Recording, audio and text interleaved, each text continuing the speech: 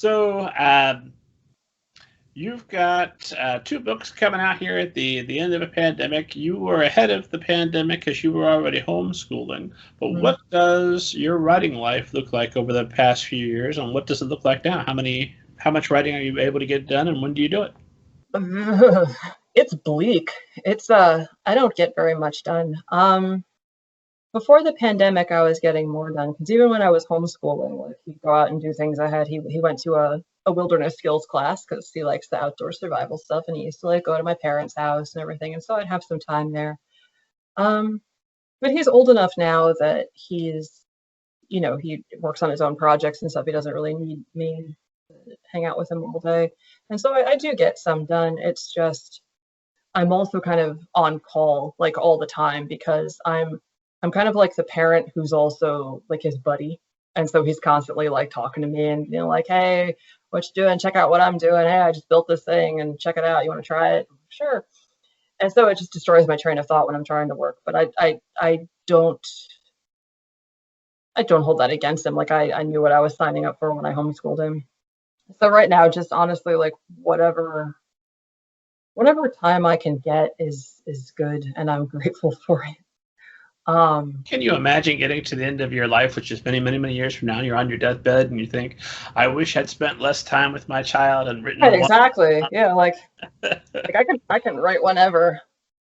So that can wait until he's older. And I'm getting bits done. But like I'm the kind of person that if I get really into a project, I get obsessive and then like I get cranky if I can't work on it. And so I like when he's around, I actively try not to get too deep in thought on a book because I don't want to be like unpleasant for him to be around. So right now I'm just kind of like kicking around ideas for a few things. And now that he just got his second dose of his vaccine yesterday, so he'll hopefully be able to start going get back to my parents' house and go do various things and get some time back. But when it's safe, because that's the number one important thing.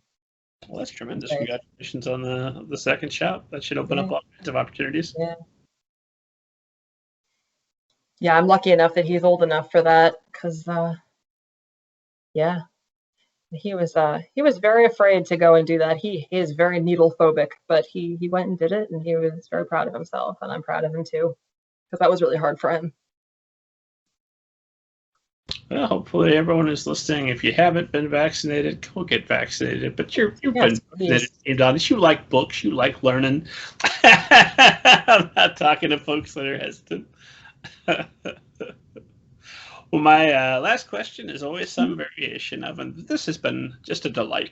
I always want to end while we're having fun, and I really appreciate you making the time and being such a tremendous guest. Well, but my last question is always, if you could go back toward the start of your career, middle of your career, whenever it would be useful, and give yourself some crucial advice that would have made a difference for you and might make a difference for all the writers who are watching or listening to us now, what would you go back and say?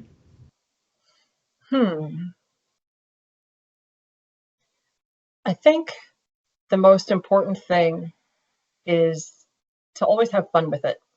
Like there are all kinds of steps in the writing and publishing processes that are very frustrating and very demoralizing.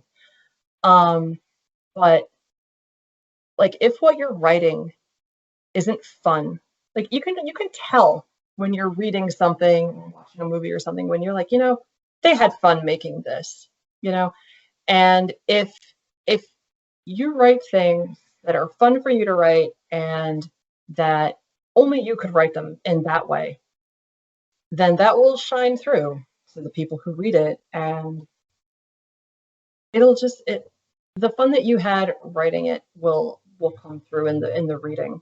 And don't try to write to the market, don't try to write to like what you think people are going to want to read. Like write the story that's trying to chew its way out through the side of your head, and just see what happens. You are in love with parasites, right? The story that chooses the side of your head. It's fantastic. I am what I am.